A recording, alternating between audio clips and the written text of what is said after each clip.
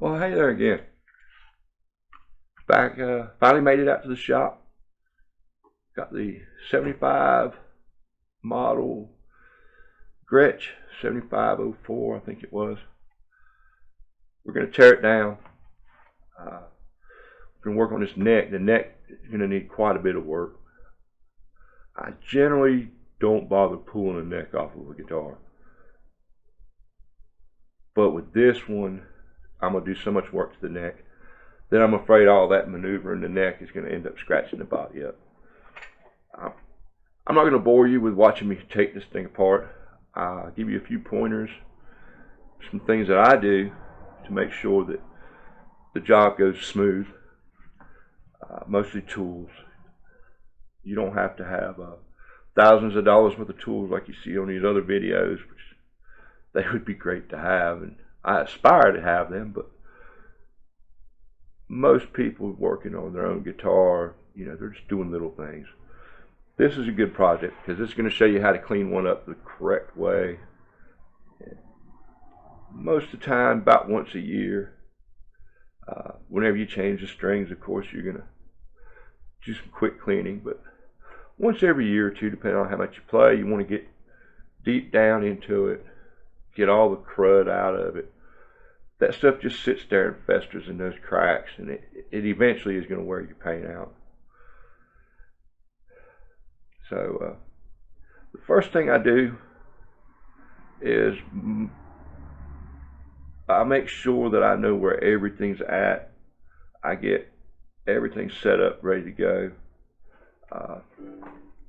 Like my tuners, I just got a quick little drawing of a headstock.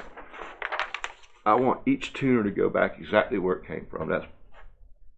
I'm kind of anal about that, which is why I get to work on things like this. People know that that screw will be put back in that same hole. Just one of those things that I think is important. And then the switches, same thing. I label them 1, 2, 3, 4, 5. I will pull the knobs off, piece of masking tape, permanent marker, just make a little tag. That way when I pull them down through the body, I'll know exactly where they go back to. There's not going to be any testing, any guessing, anything like that. It just makes the job easier, makes it go smoother. A big thing about working on musical instruments in general is tools. One of the first things, especially on a guitar, is screwdrivers. There's a lot of screws all in it. You want to have a good set. I'll take some pictures, but you need 2 or 3 different sizes of each, both standard and Phillips. If the screwdriver is too small for the screw, you're going to mark the screw up. If it's too big for the screw, you're going to mark the screw up. You've got to use the right size tool, the right screwdriver for the right screw. It's also very important to have, I think it's important, to have the black oxide.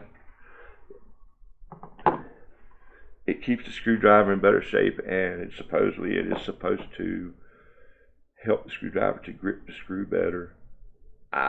Since I've changed over to that years ago, I haven't had any trouble. I haven't had to buy another screwdriver set, so I believe it. So small screws, of course, you want to get a little jeweler set. You can get these for like $5, and they work great. I use them all the time. I also have what I usually use is a little cobalt set, several different sizes of jeweler screwdrivers. That way I can make sure I'm using the right size screwdriver for the right screw. I like the cobalt set. It's a little bit better built. And it also includes Torx bits. Sometimes you run across that, not very often, but it's nice to have. And as far as things like your jack, where there's a nut that holds it on, I don't use wrenches on musical instruments. They're they're bulky in the way they're made. The nuts that hold the pieces on are very slim, very shallow. I'll get a good picture of this for you. It's easy for the wrench to slip. When it slips, chances are it's going to hit the body, it's going to scratch it up. You're going to be upset, and you're going to have some buffing to do.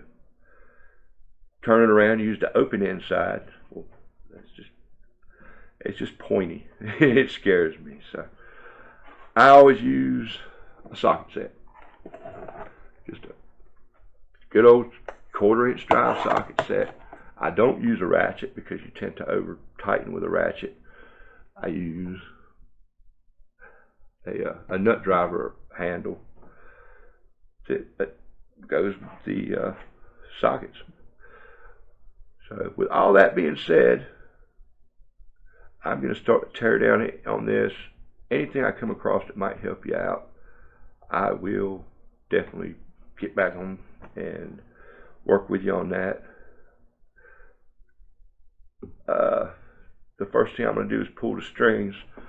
If you don't have one of these little handy dandy winders, you should. I mean, that makes it real easy. There's a lot of videos about changing strings. I'm not going to bother with that. Biggest thing is, don't just cut them. They're going to fly everywhere. When they fly everywhere, they're going to hit your paint. They're going to scratch your paint. Loosen them all up. Make sure your hand is on the end of that string when you cut it so it doesn't fly anywhere, and you should be fine. With all that being said, I'm going to cut this off, and I'm going to come back when it's time to start showing you how dirty this is and what I'm going to do to clean it up. And then after that, probably in another video, we're going to move on to doing these neck repairs. But okay, we're working on the bridge, trying to get the bridge removed. And these threads have got quite a bit of rust built up on them. I don't want to turn these inserts out of the body. So what I've done is I've simply put a little brass brush on a Dremel tool, and I'm going to clean that up. I don't want to get crazy with it.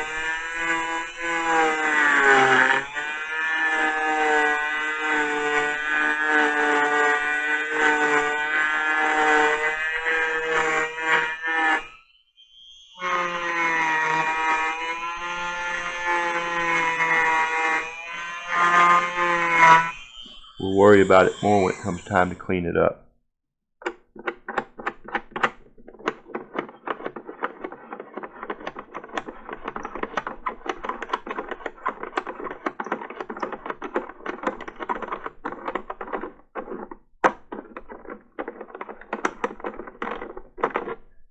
And there we go.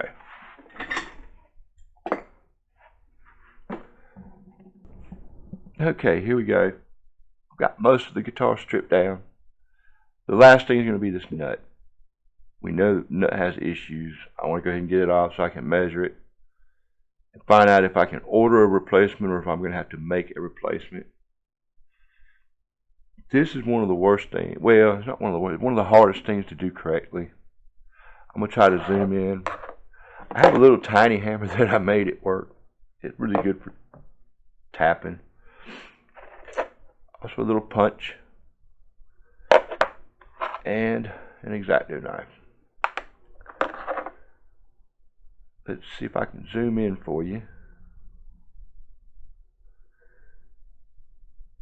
Now, we want to loosen this up with the X-Acto knife.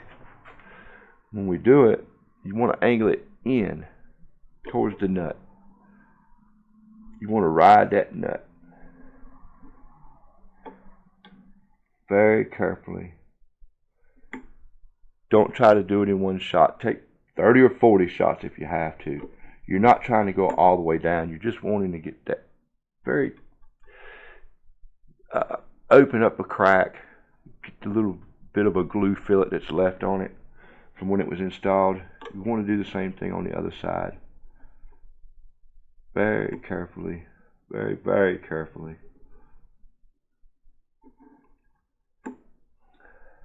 I've already done a little bit on it. Now when you're trying to get it out, we're going to tap it a couple times from this side, not very hard. Then we're going to tap it a few times from this side, again, not very hard. If you start hitting it hard, you're just trying to create a stress fracture in the glue is all you're trying to do. You're not going to knock it out.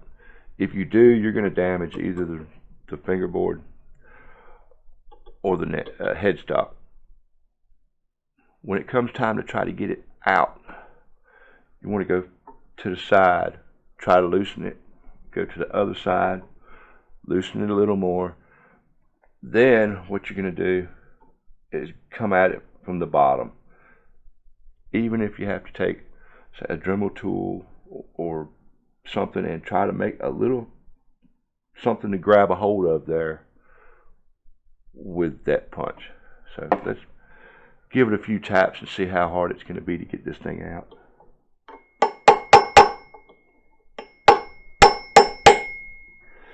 I don't know if you could hear the difference there, but I just heard it break loose.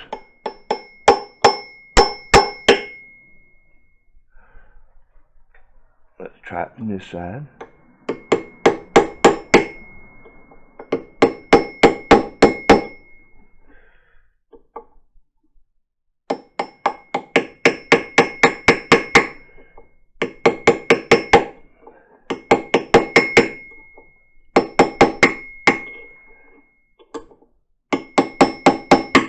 Okay, now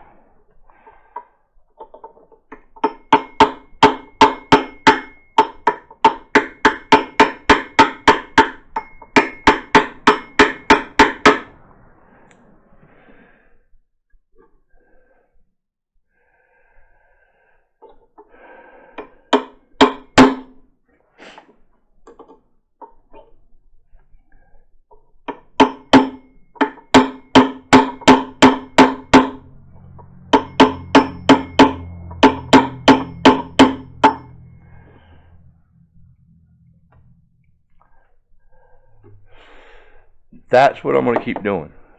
Back and forth, side to side until I get this thing broke loose.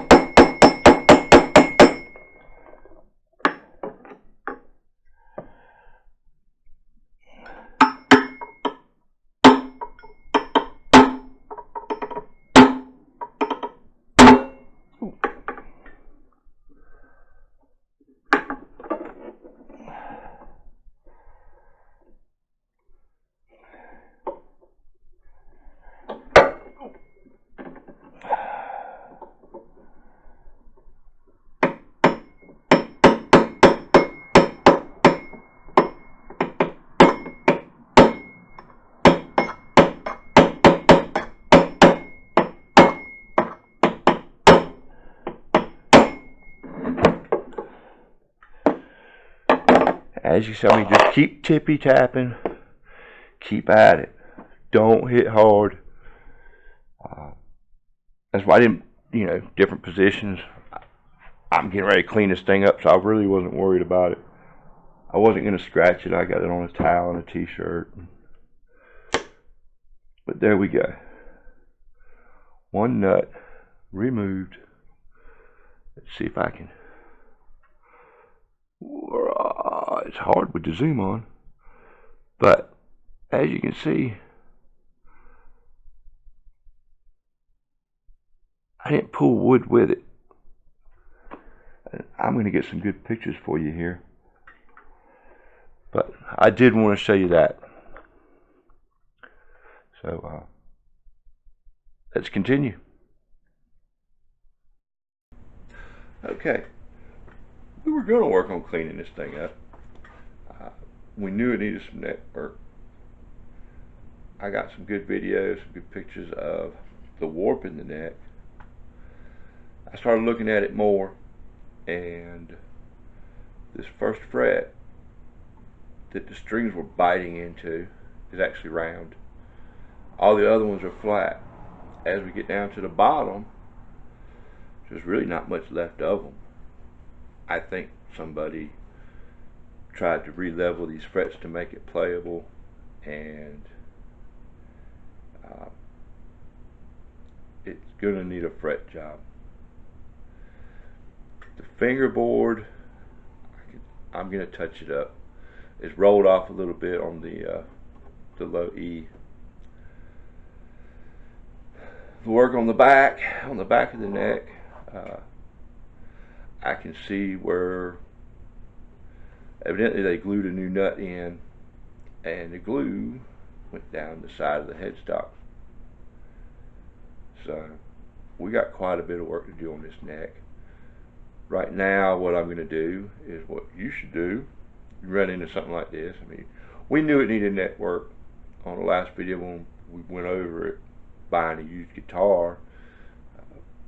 We did notice that the frets weren't real good. I thought they were supposed to be flat. Maybe they are, but I don't know why this one would be rounded. But I'm going to get on the Gretsch website and go to some Gretsch pages and some groups and see exactly what it's supposed to be. The Gretsch website is very good about giving you the exact setup on, string height, relief, all that. You can get it for Gretsch. So I'm going to do some homework, and we're going to pick this thing up next week and continue on. There's no reason to clean it if we're going to have to do all that work to it. It's just going to dirty it up anyways. But we did do a good tear down. I got some good pictures. Everything is organized. Everything is going to go right back where it was. All that looks good. We get this neck straightened out, we're going to have $1 million guitar sitting here.